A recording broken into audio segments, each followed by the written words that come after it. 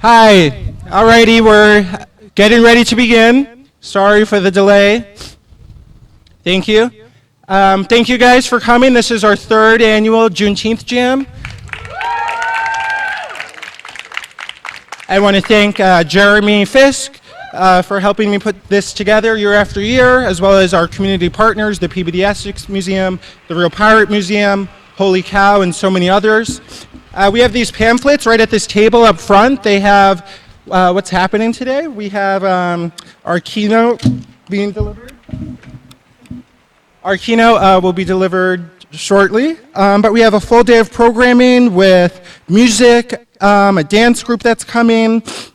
There's a free tour of Salem's Black history. Sign-ups will be on a first-come, first-served basis. That is led by Salem Historical Tours. That'll leave from this park at 1:30. At 1:45, Joe May Dance Arts will be performing a few dances up here on the stage. And then from 2:30 to 4, we'll have Coco and the Invitation performing. At the back of the park, over here, we have a bunch of Black businesses and nonprofits, so definitely check them out. And yeah, please grab a program right up front. I'd love to introduce Sarah up to the stage. Thank you.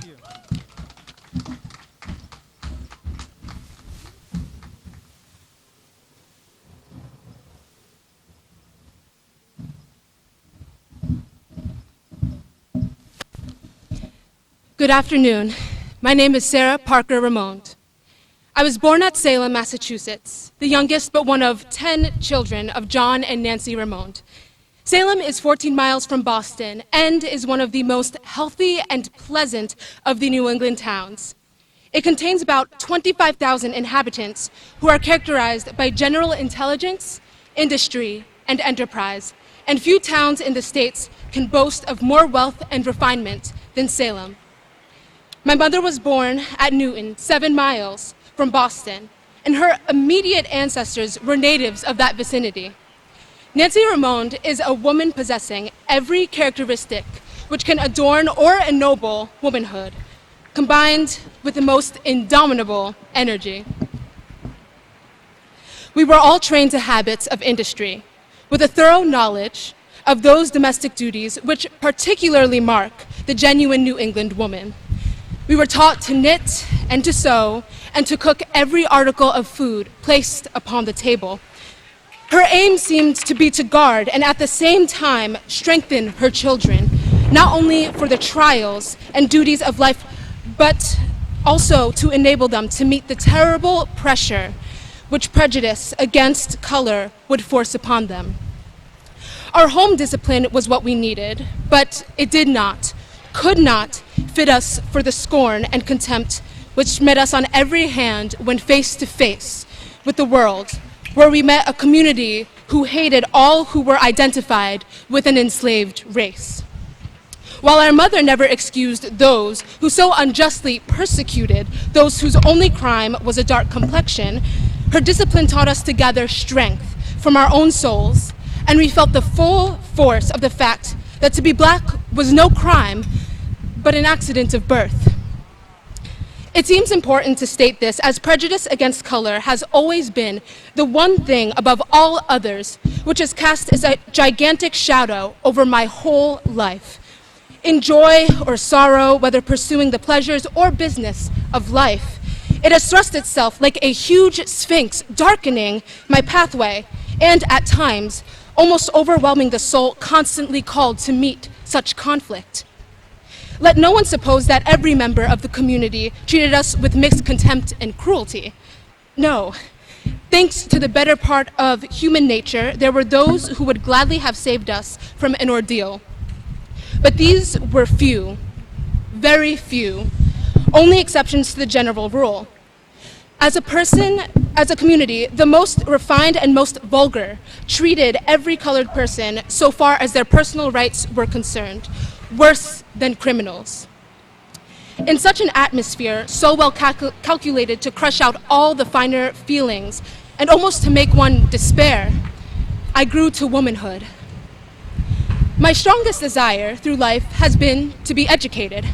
We had from time to time been taught to read and write a little, but had received no regular instruction. I found the most exquisite pleasure in reading, and as we had no library, I read every book which came in my way, and like Oliver Twist, I longed for more. Again and again, Mother would endeavor to have us placed in some private school, but being colored, we were refused. My eldest brother had been admitted to one of the public schools, and at a much later period, the three youngest children, including myself, were admitted to one of the public primary schools. All went on well for a time, and the children generally treated us kindly, although we were frequently made to feel that prejudice had taken root in their hearts. We remained in the school a very short time, passed the examination, and entered the high school for girls. In the primary school, we had been taught by a woman. The principal of the high school was a gentleman. Both teachers always treated us with kindness. We had been in the school a very short time when we were informed that the school committee contemplated founding a school exclusively for colored children. The public schools of Salem are located in different districts, and the established rule was that children can only be admitted to the school district in the district of their residence, and we were in the school of the district where we resided. The schools were then divided into separate ones for boys and girls. These schools were also arranged according to age and capacity. Now, they intended to found a school for young and old, advanced pupils, and those less advanced. Boys and girls were all to occupy but one room. The many disadvantages can be seen at a glance. It did not matter to this committee, who merely reflected the public sentiment of the community in what district a colored child might live. It must walk in the heat of the summer and the cold of the winter to this one school. But more than all this, it was publicly branding us with degradation. The child of every foreigner could enter any public school, while the child of native-born parents were to be thus insulted and robbed of their personal rights. My father waited upon the school committee and most earnestly protested against their proposed plan. We still continued to attend the school, but felt much anxiety. One morning, about an hour before the usual time for dismissing the pupils, the teacher informed us that we could no longer be permitted to attend the school, and he had received orders from the committee to give us this information, and added, "I wish to accompany you home as I wish to converse with your parents upon the matter." Some of the pupils seemed indignant. Two expressed much sympathy. I had no words for anyone. I only wept bitter tears. Then, in a few minutes, I thought of the great injustice practiced upon me and longed for some power to help me to crush those who thus robbed me of my personal rights. Years have elapsed since this occurred, but the memory of it is as fresh as ever in my mind, and, like the scarlet letter of Hester, is engraven on my heart. We had been expelled from the school on the sole ground of our complexion. The teacher walked home with us and held a long conversation with our parents, said he was pained by the course taken by the school committee, but added it was owing to the prejudice against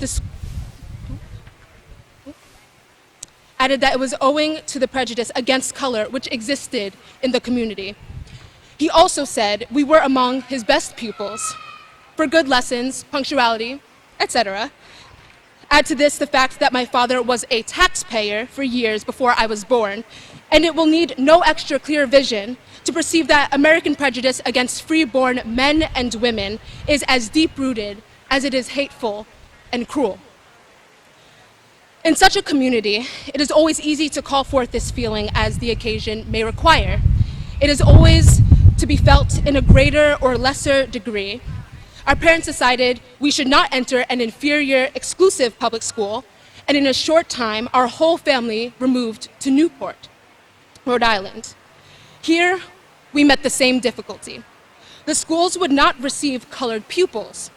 Large fortunes were formerly made by the foreign slave trade in this town, and if report was true, The chains worn by some of the wretched victims of that inhuman traffic could still be seen in the cellars of some of the houses of the elder citizens.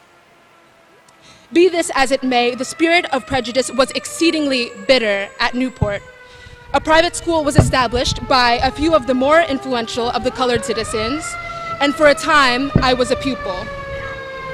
Thus ended my school days and the limited teaching I had.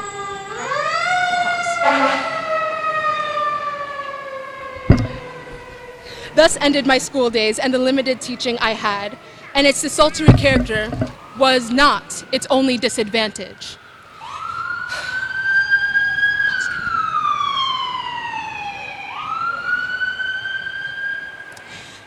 I never knew a pro-slavery man or woman who did not do all they could to encourage and keep up separate schools and churches, enforcing at the same time the idea that God intended such distinction to be made. There is a refinement of cruelty in the treatment of this class of persons, rather difficult to describe to those who have never seen the working of prejudice against color. The more intelligence and refinement they possess, the more liable they are to insult. The chivalry of America seems to take immense satisfaction in insulting those who will feel it most keenly. It is, in fact, considered presuming for any colored man or woman to demand their just rights. In New York, Philadelphia, and other cities, they are excluded from public hotels and are not allowed to ride in the omnibus. In Philadelphia, the managers of one of the finest halls have an established rule that on no public occasion shall any colored person be admitted. Men, women, and children have been obliged to remain on the decks of steamboats all night, traveling from New York, the coldest nights in winter, and an intimate personal friend of mine took hold on one of these boats and was the victim of consumption in consequence. Again and again, persons have been ordered from places of amusement, and in some instances, forcibly taken out. I was myself forcibly removed from the Howard Athenaeum in the city of Boston, and my arm injured. And after this, on the public bills, could be seen announced that colored persons could only be admitted to a particular part of the house. The press of Boston, as a rule, encouraged this prescription, and one of the leading papers put forth an elaborate article in every way worthy of the spirit of hatred against a race guilty of no crime, but having a complexion which identifies them with a prescribed race. In the meantime, we had returned to our native town. I had now reached an age where my services were more required at home, as every member of the family was expected to contribute a share toward the general whole. We left Newport with some regret. The colored population was of an elevated character, and for industry, morality, and native intellect would compare favorably with any class in the community. Our social relations had been pleasant, and the natural beauties of Newport were most enchanting. Although I had few leisure hours, I read more or less daily. Our home was constantly supplied with the best daily and weekly newspapers, and I could obtain from public libraries, and often from the private libraries of friends, some of the best of English and American literature. These were resources of which even prejudice could not deprive me. A book once obtained, I could peruse it with pleasure and with profit. When some friend would play on some favorite musical instrument or sing a song, no Negro hater could rob me of the pleasure I enjoyed. When some abolitionist who had buried all prejudice against color, which education and habit had taught, whose wealth of intellect and accumulated knowledge was the admiration of even those who placed no value on the principles of justice and humanity, when such a one was the guest of my parents, I treasured up in the storehouse of memory the information derived from conversations in the society of some of the most gifted of the sons and daughters of America, and whose genius and disinterested devotion to the cause of the American slave have stamped themselves indelibly upon the age in which they live. These opportunities were not frequent, but they were valuable. Reading was a staple and never failing source. Persons accustomed to find no obstacle in their way to improvement can little understand the feelings of those who have not only an accumulation of obstacles to surmount, engendered by prejudice. American politics claimed my attention, but the influence derived from that prolific source was not elevating. If some matter-of-fact historian could write the political history of the United States from the formation of the government until the present time, it might serve as a warning to future generations, but would neither elevate humanity nor advance the moral progress of the world. Previous to the year 1829, no decided effort had been made on behalf of the slave population. Now, a young man, a native of the state of Massachusetts, essentially a man of the people, demands the immediate emancipation of every slave, as it is the right of the victim and the duty of the master. His clarion voice is heard, and the nation wonders, what? The Negro man? The American people had never dreamed that the slaves had rights in common with themselves, and a demand based upon justice filled the people with consternation. They considered the colored race as so many beasts of burden. My mother hailed the advent of this young apostle with enthusiasm.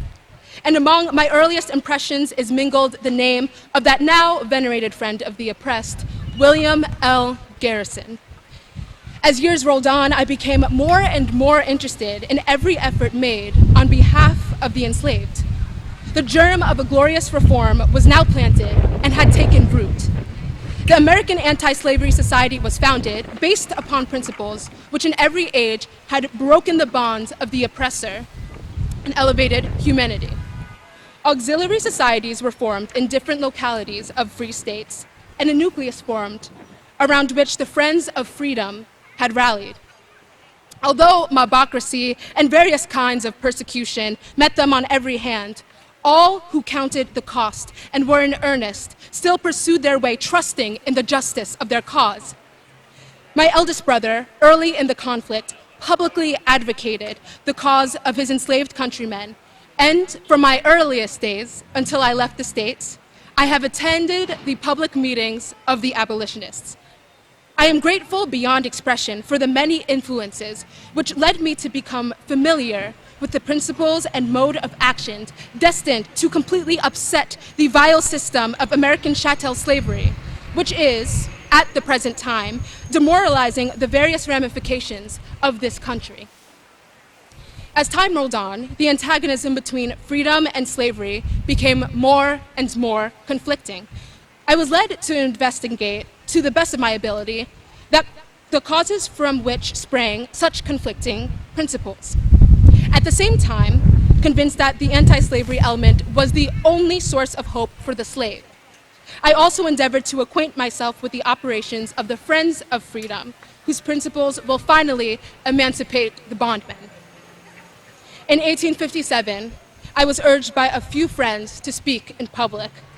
A defective education and a pro-slavery atmosphere are not the best incentives for such a purpose.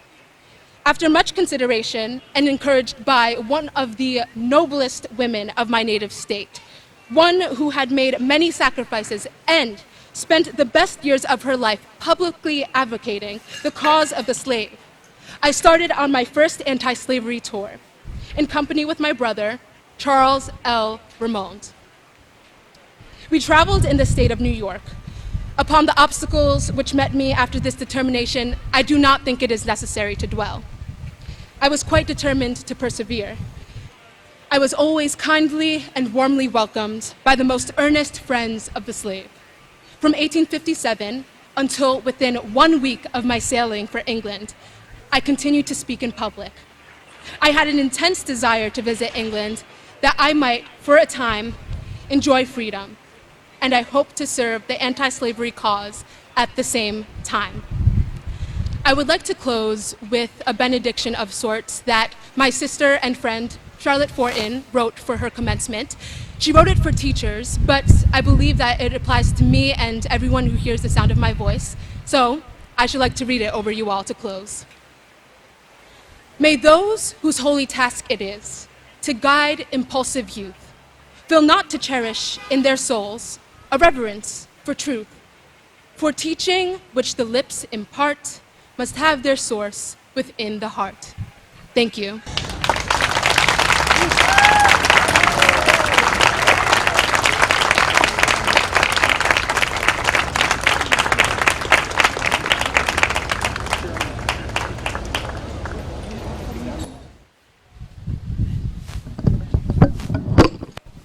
Alrighty, thank you for that. That was awesome.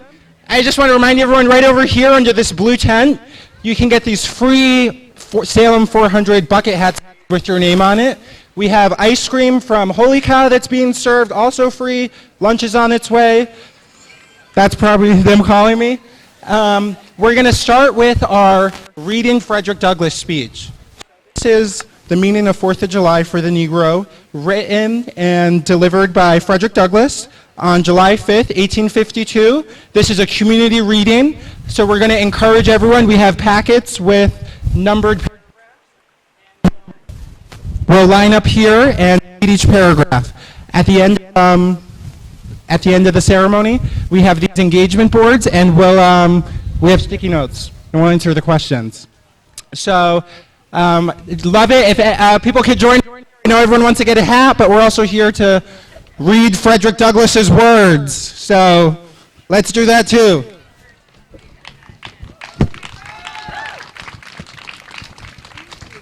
Okay. So, feel free to join me right up here. I'll leave copies of the speech under.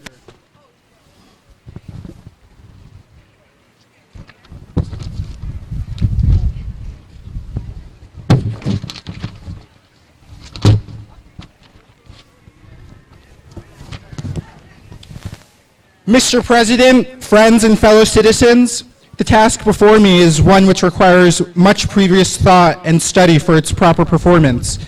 I do not remember ever to have appeared as a speaker before any assembly more shrinkingly, nor with greater distrust of my ability than I do this day. The papers and placards say that I am to deliver a 4th of July oration. The fact is, ladies and gentlemen, the distance between this platform and the slave plantation from which I escaped is considerable, and the difficulties to be overcome in getting from the latter to the former are by no means slight. That I am here today is to me a matter of astonishment as well as gratitude.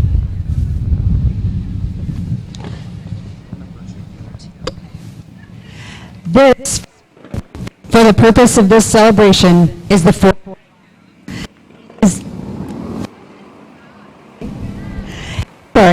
It is the birthday of your national independence and of your political freedom. This, to you, is what the Passover was to the emancipated people of God. It carries your minds back to the day and to the act of your great deliverance. This celebration also marks the beginning of another year of your national life and reminds you that the Republic of America is now 76 years old. I am glad, fellow citizens, that your nation is so young.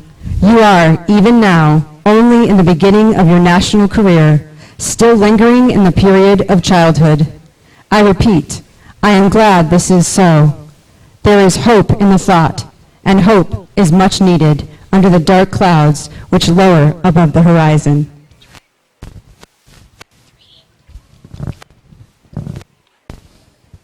Fellow citizens, 76 years ago, the people of this country were British subjects. The style and title of your sovereign people, in which you now glory, was not then born. You were under the British crown. Your fathers esteemed the English government as the home government, England as the fatherland, although a considerable distance from your home, imposed in the exercise of its parental prerogatives upon its colonial children such restraints, burdens, and limitations as, in its mature judgment, it deemed wise, right, and proper.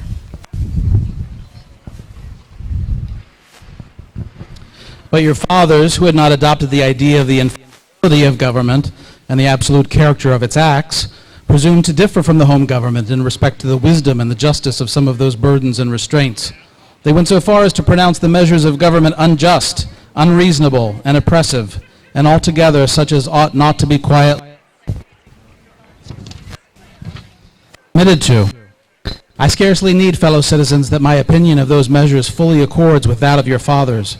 Feeling themselves harshly and unjustly treated by the home government, your fathers, like men of honesty and men of spirit, earnestly sought redress. They petitioned and remonstrated. They did so in a decorous, respectful, and loyal manner. This, however, did not answer the purpose. They saw themselves treated with sovereign indifference, coldness, and scorn, yet they persevered.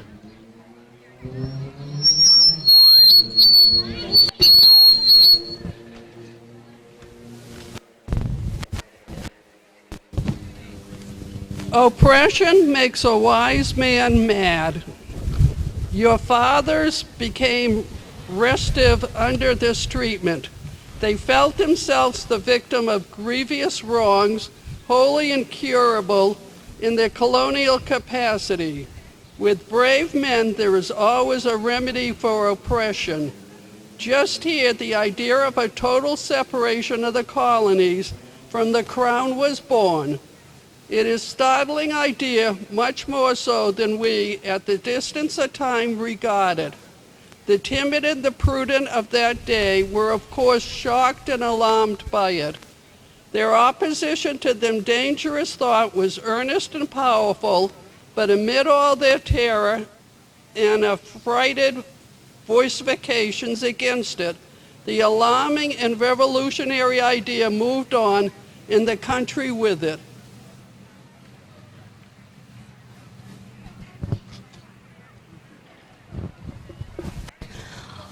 On the 2nd of July, 1776, the old Continental Congress, to the dismay of the lovers of ease and the worshippers of property, clothed that dreadful idea with all the authority of national sanction. They did so in the form of a resolution. We seldom hit upon resolutions drawn up in our day whose transparency it is at all equal it. Quote, resolved. These united colonies are and of right ought to be free and independent states, that they are absolved from all allegiance to the British Crown.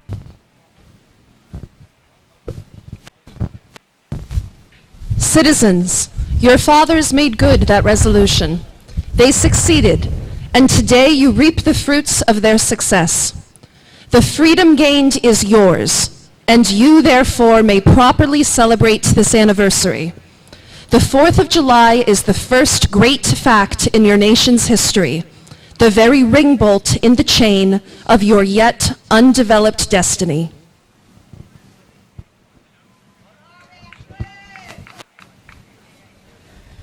Pride and patriotism, not less than gratitude, prompt you to celebrate and to hold it in perpetual remembrance. I have said that the Declaration of Independence is the ring bolt to the chain of your nation's destiny. So indeed, I regard it. The principles contained in that instrument are saving principles. Stand by principles. Be true to them on all occasions, in all places, against all foes, and at whatever cost. Fellow citizens, I am not wanting in respect for the fathers of the Republic. The signers of the Declaration of Independence were brave men. I cannot contemplate their great deeds with less than admiration.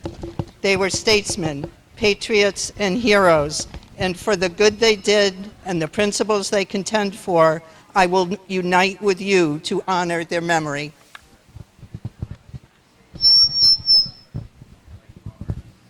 They loved their country better than their own private interests, and all will concede that it is a rare virtue that ought to command respect.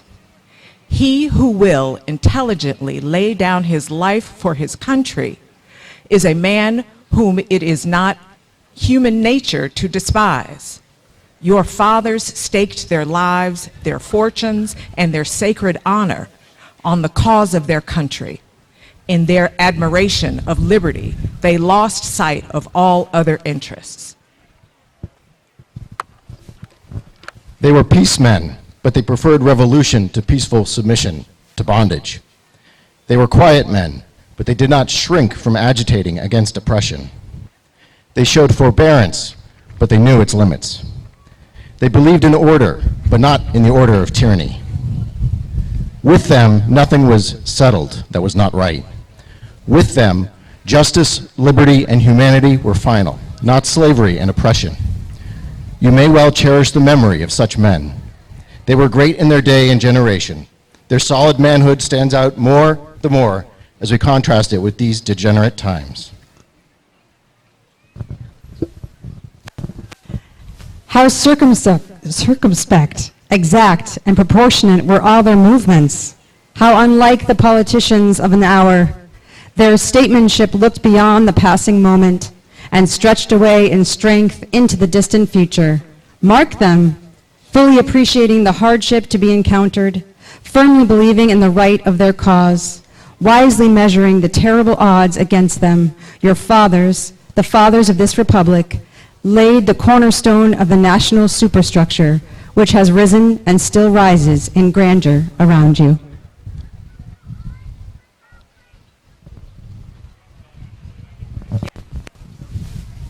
Of this fundamental work, this day is the anniversary. Our eyes are met with demonstrations of joyous enthusiasm. The causes which led to the separation of the colony from the British Crown have never lacked for a tongue. They have all been taught in your common schools, narrated at your firesides, unfolded from your pulpits, and thundered from your legislative halls, and are as familiar to you as household words. They form the staple of your national poetry and eloquence. I leave, therefore, the great deeds of your fathers to others. My business, if I have any here today, is with the present. The accepted time with God and His cause is the ever-living now. We have to do with the past only as we can make it useful to the present and to the future. Now is the time, the important time. Your fathers have lived, died, and have done their work, and have done much of it well. You live and must die, and you must do your work. You have no right to enjoy a child's share in the labors of your fathers, unless your children are to be blessed by your labors. You have no right to wear out and waste the hard-earned fame of your fathers to cover your indolence.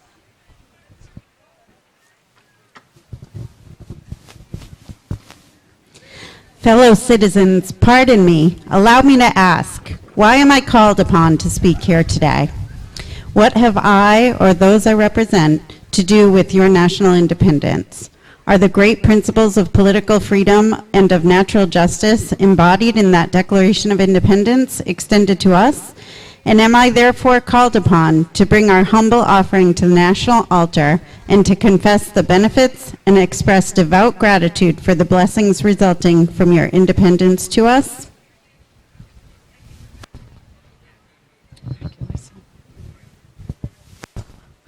Would to God, both for your sakes and ours, that an affirmative answer could be truthfully returned to these questions.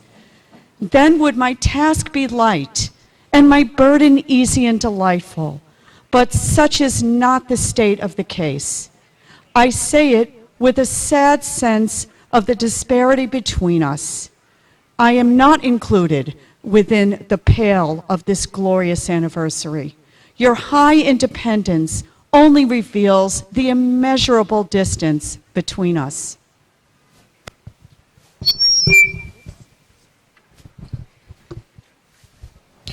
The blessing in which you this day rejoice and are not enjoyed in common, the rich inheritance of justice, liberty, prosperity, and independence, bequeathed of your fathers, is shared by you, not by me. The sunlight that brought life and healing to you has brought us stripes and death to me. This 4th of July is yours, not mine. You may rejoice, I must mourn. To drag a man in fetters into the grand illuminated temple of liberty and call upon him to join you in joyous anthems were inhuman mockery and sacrilegious irony. Do you mean, citizens, to mock me by asking me to speak day to day?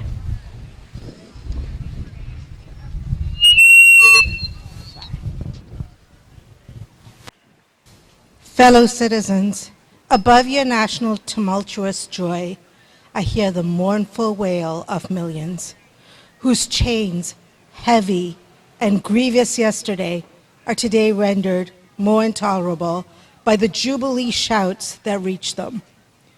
To forget them, to pass lightly over their wrongs, and to chime in with popular theme would be treason, most scandalous and shocking, and would make me a reproach before God and the world.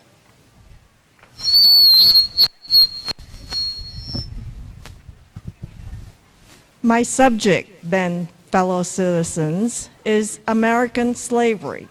I shall see this day from the slave's point of view. Standing here, identified with the American bondman, making his wrongs mine. I do not hesitate to declare with all my soul that the character and conduct of this nation never looked blacker to me than on this 4th of July. Whether we turn to the declarations of the past or to the professions of the present, the conduct of the nation seems equally hideous and revolting. America is false to the past, false to the present, and solemnly binds herself to be false to the future.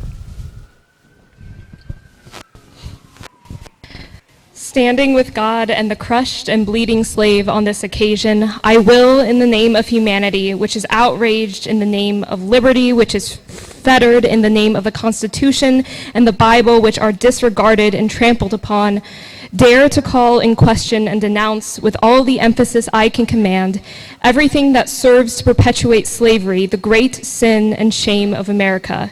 I will not equivocate, I will not excuse, I will use the severest language I can command, and yet not one word shall escape me that any man whose judgment is not blinded by prejudice or who is not at heart a slaveholder shall not confess to be right and just.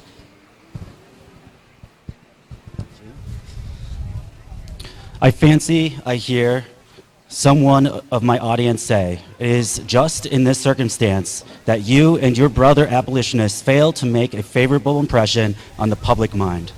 Would you argue more and denounce less? Would you persuade more and rebuke less? Your cause would be much more likely to succeed. But I submit, where all is plain, there is nothing to be argued. What point in the anti-slavery creed would you have me argue? On what branch of the subject do the people of this country need light?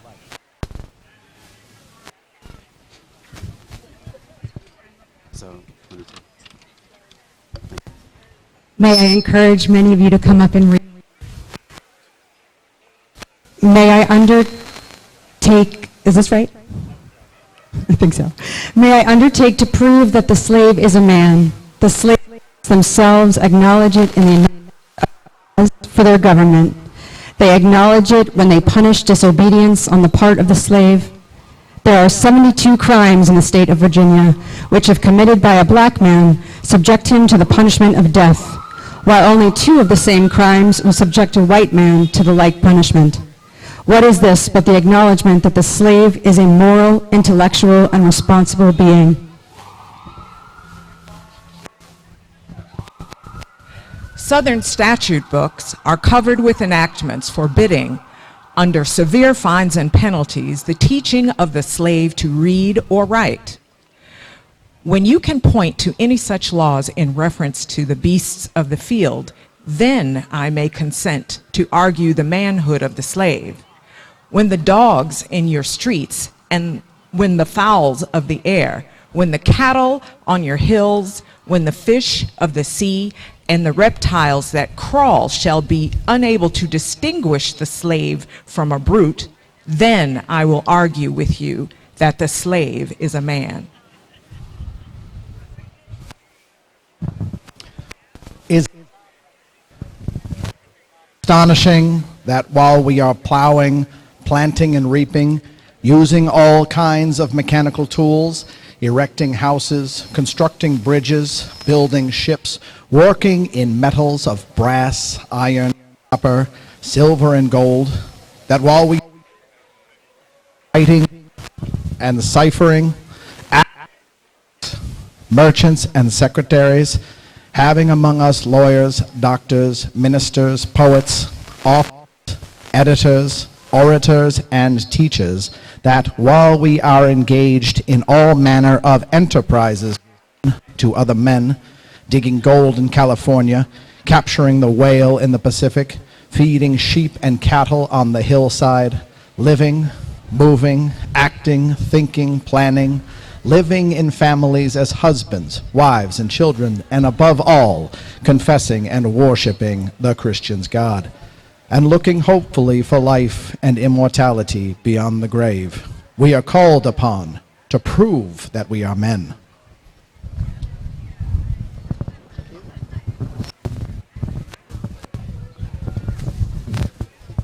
Would you have me argue that man is entitled to liberty?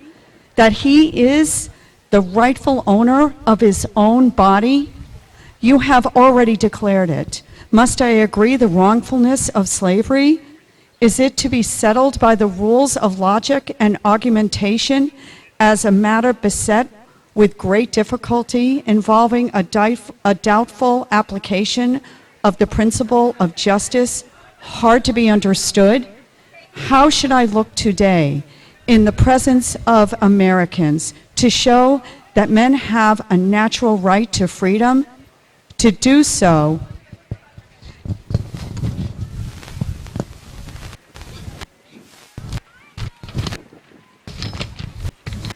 would be to make myself ridiculous and to offer an insult to your understanding. There is not a man beneath the canopy of heaven that does not know that slavery is wrong for him.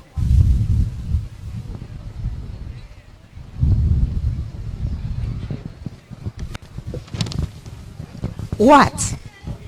Am I to argue that it is wrong to make men boats, to rob them of their liberty, to work them without wages, to keep them ignorant of their relation with other fellow men, to beat them with sticks, to flay their flesh with the lash, to lend their limbs with irons, to hunt them with dogs, to sell them at auction, to sunder their families, to knock out their teeth, to burn their flesh, to starve them into obedience and submission to their masters? Must I argue that a system that marked with blood and stained with pollution is wrong? No, no, I will not. I have better employments for my time and strength than such argument will imply.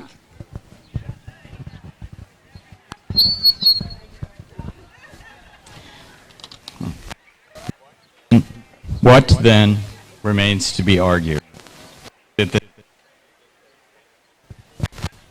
Is it that slavery is not divine, that God did not establish it, that our doctors of divinity are mistaken? There is blasphemy in the thought. That which is inhuman cannot be divine. Who can reason on such a proposition? I cannot. The time for such argument is past.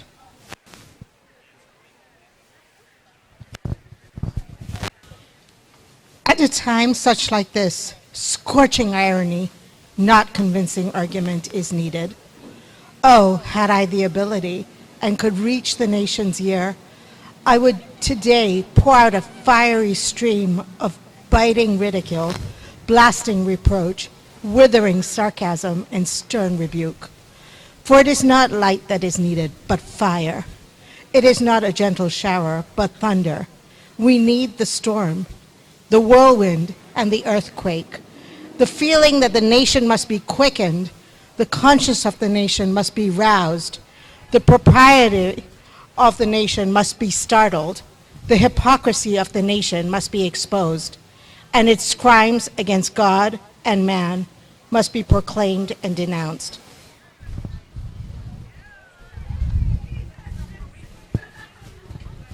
What to the America slave is your 4th of July? I answer, a day that reveals to him than all other days in the year the gross injustice and cruelty to which he is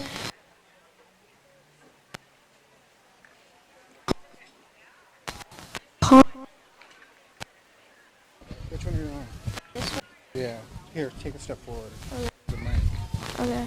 The constant victim to him, your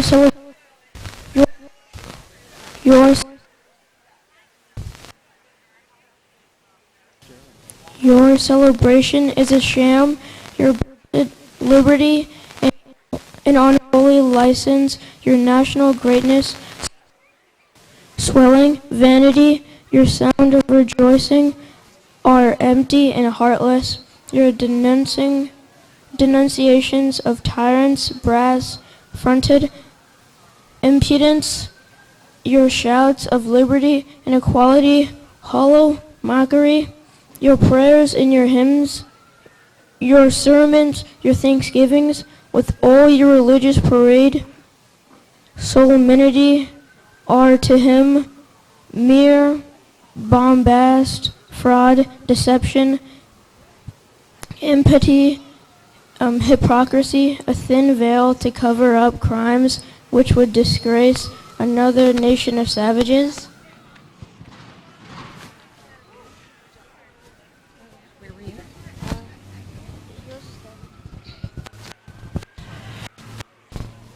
May I encourage you again to come up and share your voice in celebration of community.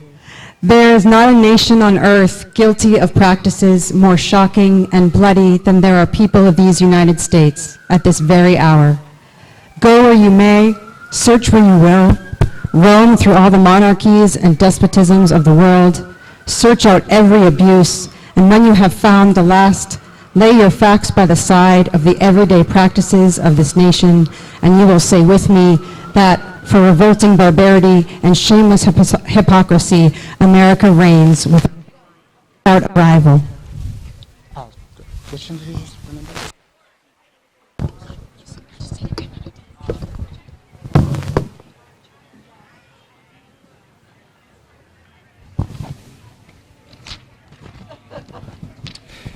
Take the American slave trade, which we were told by the papers is especially prosperous just now, as the price of men was never higher, and which is carried on in all the large towns and cities in one half of this Confederacy.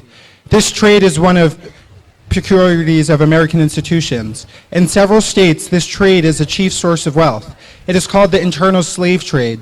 In order to divert from its horror, which the foreign slave trade is contemplated. The foreign slave trade has long been denounced by this government as piracy, as an execrable traffic. To arrest it, this nation keeps a squadron at immense cost on the coast of Africa. Everywhere in this country, it is safe to speak of this foreign slave trade as a most inhumane traffic, opposed alike to the laws of God and of man. It is, however, a notable fact, while so much excretion is poured out by Americans upon those engaged in the foreign slave trade, the men engaged in the slave trade between the states pass without condemnation, and their business is deemed honorable. Behold the practical operation of this internal slave trade, the American slave trade, sustained by American politics and American religion. Here you will see men and women reared like swine for the market. You know what is a swine drover? I'll show you a man drover. They inhabit all of our southern states. They perambulate the country and crowd the highways of the nation with droves of human stock. You'll see of these human flesh jobbers armed with pistol, whip, Bowie knife, driving a company of 100 men, women, and children from the Potomac to the slave market of New Orleans. These wretched people are to be sold seemingly or in lots to suit purchasers. They are food for the cotton field and deadly sugar mill.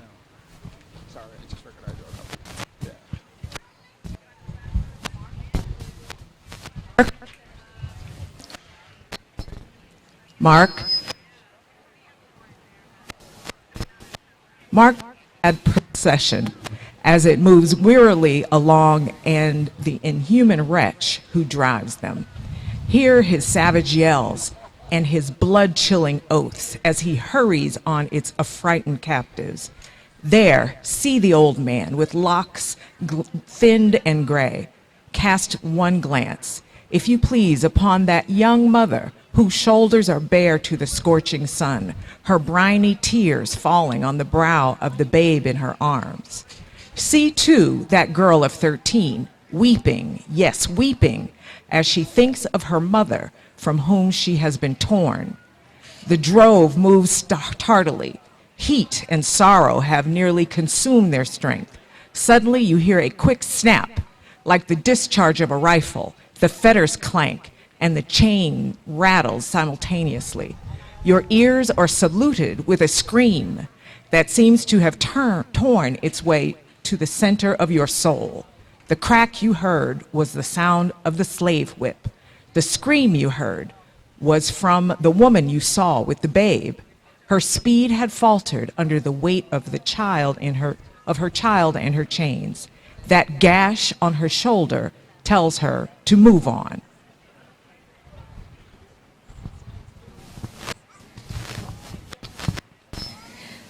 Follow this drove to New Orleans. Attend the auction. See men examined like horses. See the forms of women gaze.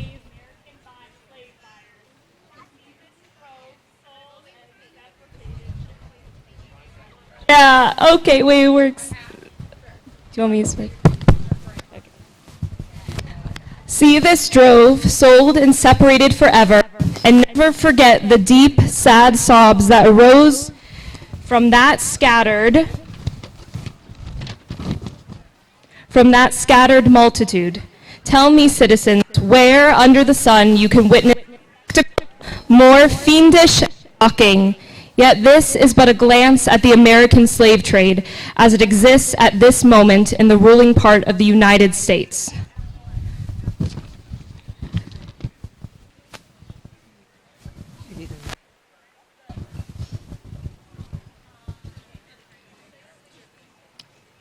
I was born amid such sights and scenes. To me, the American slave trade is a terrible reality. The fleshmongers gathered up their victims by dozens and drove them chained to the General Depot at Baltimore. When a sufficient number has been collected here, a ship is chartered for the purpose of conveying the furlong crew to Mobile or to New Orleans. From the slave prison to the ship, they are usually driven in the darkness of night, in the deep, still darkness of midnight. I have been often aroused by the dead, heavy footsteps and the piteous cries of the chain gangs that pass outdoor.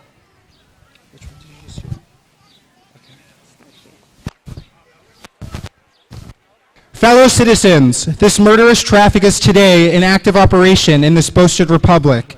In the solitude of my spirit, I see the clouds of dust raised on the highways of the South. I see the bleeding footsteps. I hear the doleful wail of fettered humanity.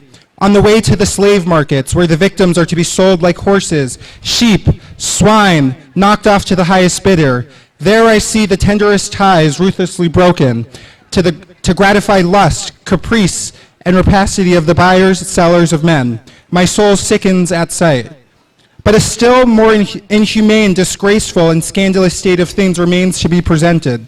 By an act of the American Congress, not yet 2 years old, slavery has been nationalized in the most horrible and revolting form. Mason and Dixon's line has been obliterated. New York has become as Virginia, and the power to hold, hunt, and sell men, women, and children as slaves remains no longer a mere state institution, but now an institution of the whole United States. The power is so coextensive with the Star-Spangled Banner and American Christianity. Where these go, may go the merciless slave hunter. Where these are, man is not sacred. He is a bird for the sportsman's gun. By that most foul and fiendish of all human decrees, the liberty and person of every man are put in peril. Your broad Republican domain is hunting ground for men. Your lawmakers have condemned all good citizens to engage in this hellish sport. Your president, your secretary of state enforce as a duty you owe your free and glorious country and to your God that you do this accursed thing. No fewer than 40 Americans have, within the past 2 years, been hunted down and without a moment's warning, hurried away in chains and consigned to slavery and excruciating torture. Some of these have had wives and children dependent on them for bread, but out of this no account was made. The right of the hunter to his prey stands superior to the right of marriage and the rights of this republic, and the rights of God included. Kind of crazy how that's happening today. Yeah. For black men, there is neither law nor justice, humanity nor religion. The fugitive slave law makes mercy to them a crime and bribes the judge who tries them. An American judge gets $10 for every victim he consigns to slavery, and $5 when he fails to do so. The oath of any two villains is sufficient under this hell-black enactment to send the most pious and exemplary black man into the remorseless jaws of slavery. His own testimony is nothing. He can bring no witness for himself. The minister of American justice is bound by the law to hear but one side, and that side is the side of the oppressor. Let this damning fact be perpetually told. Let it be thundered around the world that in tyrant-killing, king-hating, people-loving, democratic Christian America, the seats of justice are filled with judges who hold their offices under an open and palpable bribe and are bound in deciding in the case of a man's liberty to hear only his accusers. In glaring violation of justice, in shameless disregard of the forms of administering law, in cunning arrangement to entrap the defenseless, and in diabolical intent, this fugitive slave law stands alone in the annals of tyrannical legislation.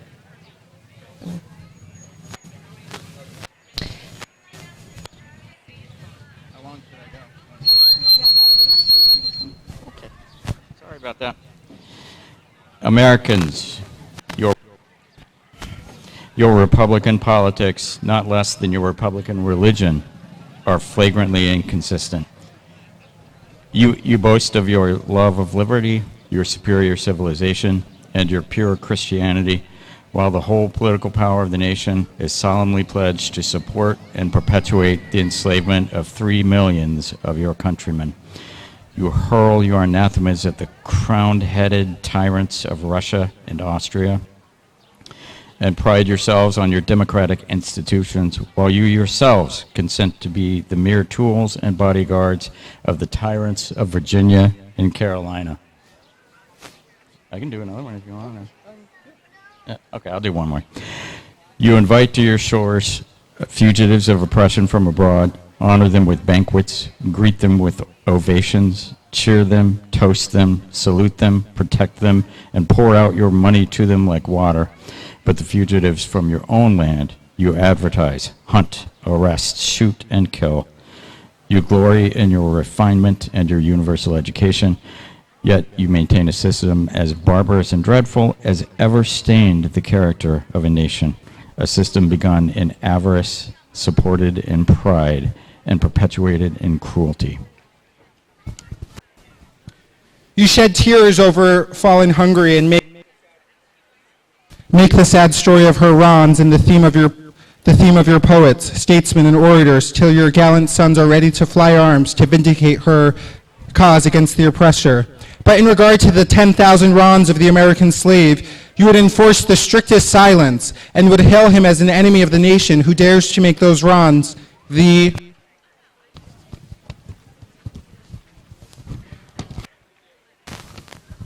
subject of public discourse. You are all fine in the mention of liberty for France and for Ireland, but are as cold as an iceberg at the thought of liberty for the enslaved of America. Your discourse eloquently on the dignity of labor. You sustain a system in which the very essence casts a stigma upon labor. You can bare your bosom to storm the British artillery, to throw off a 3-penny tax on tea, yet wring the last hard-earned farthing from the grasp of black laborers of your country.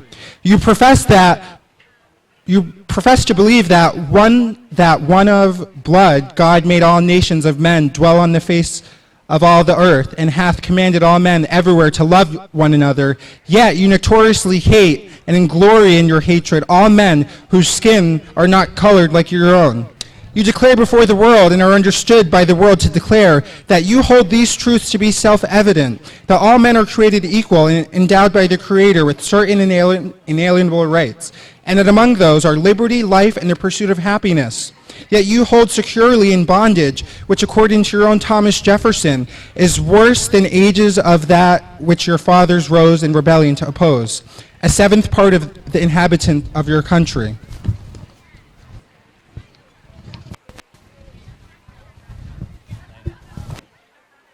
Fellow citizens, I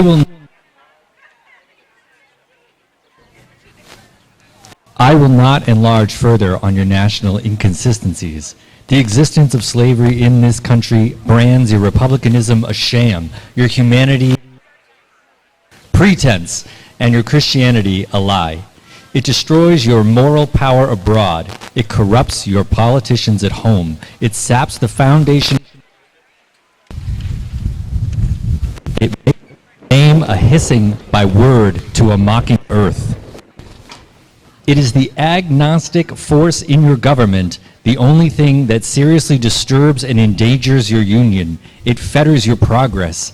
It is the enemy of improvement, the deadly foe of education. It fosters pride. It breeds insolence. It promotes vice. It is the curse to the earth that supports it, and yet you do it as if it were the sheet anchor of all your hopes. Be warned, a horrible reptile is coiled up in your nation's bosom. The venomous creature is nursing at the tender breast of your youthful republic. For the love of God, tear away and fling from you the hideous monster, and let the weight of 20 millions crush and destroy it forever.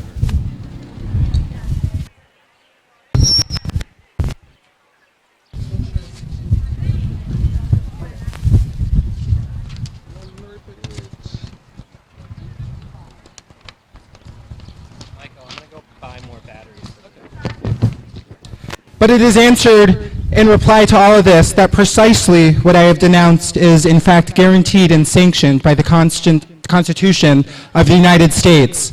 That the right to hold and to hunt slaves is a part of that Constitution, framed by the illustrious fathers of this republic, that I dare to affirm, notwithstanding all that I have said before you. Your fathers, instead of being the honest men I have before declared them to be, were the veriest impostors that ever practice on mankind. This is the inevitable conclusion, and from it there is no escape. But I differ from those who charge this baseness on the framers of the Constitution of the United States. It is slander upon their memory, at least I believe, and others have, as I think fully and clearly vindicated by the Constitution from any design to support slavery for an hour.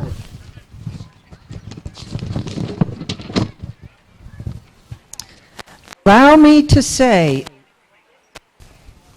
in conclusion, notwithstanding the dark, I have this day presented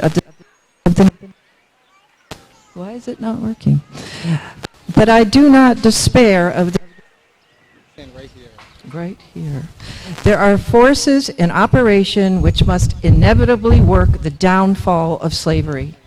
I therefore leave off where I began, with hope, while drawing encouragement from the Declaration of Independence, the great principles it contains, and the genius of American institutions.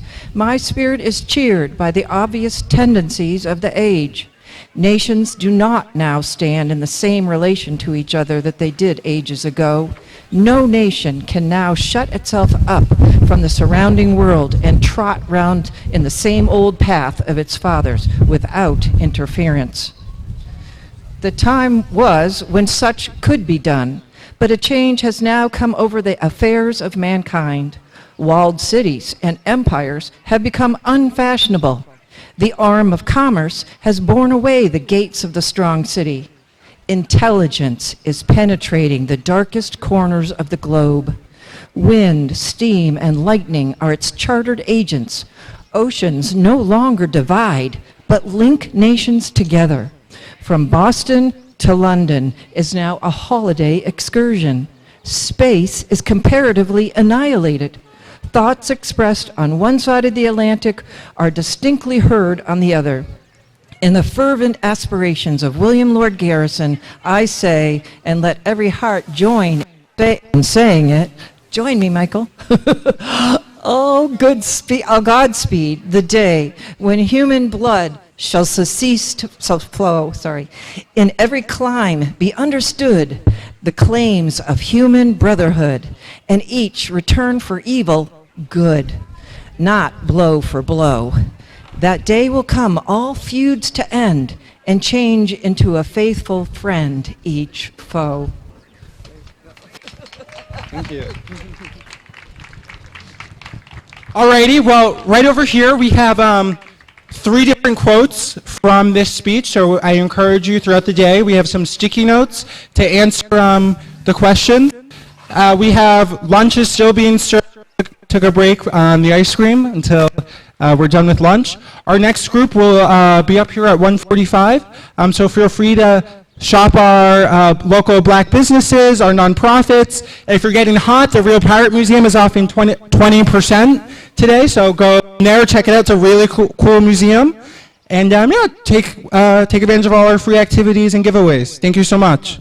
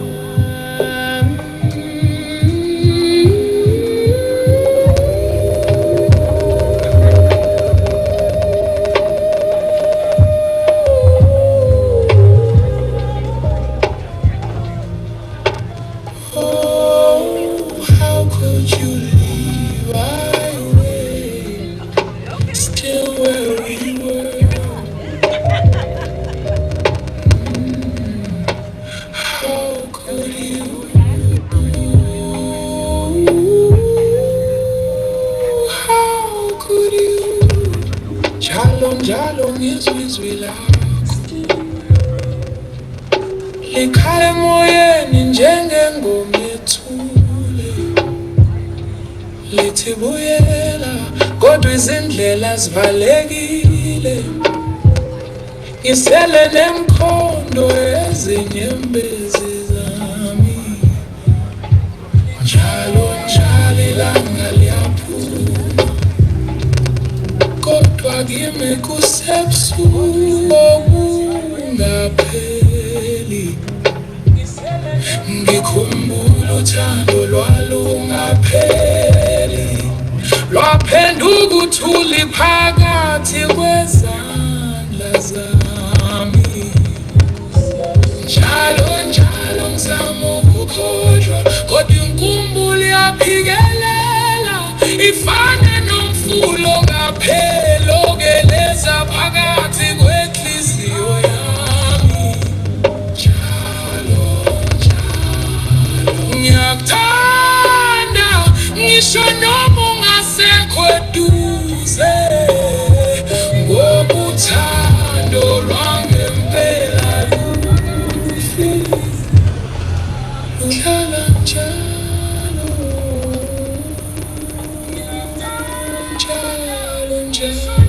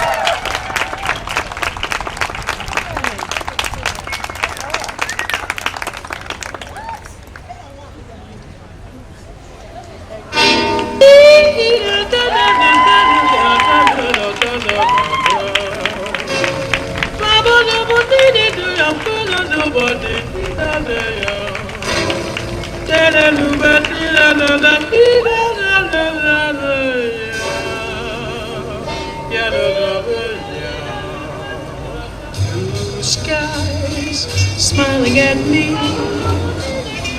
nothing but blue skies do I see. Blue birds singing a song, nothing but bluebirds all day long.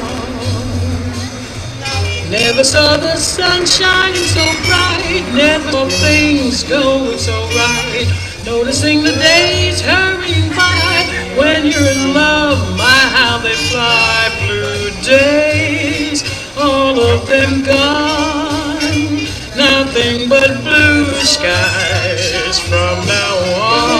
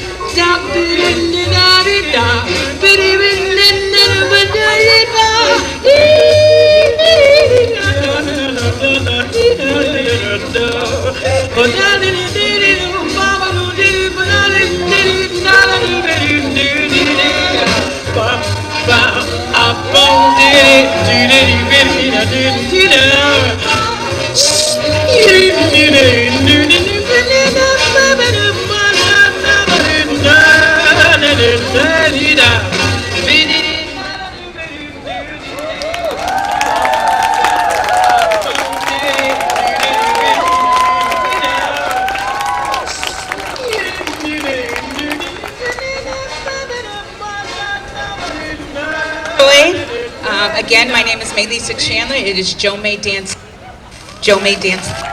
and I hope you enjoyed this show.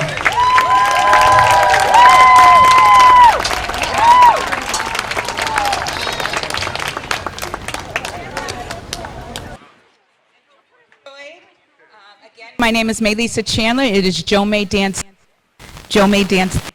and I hope you enjoyed this show.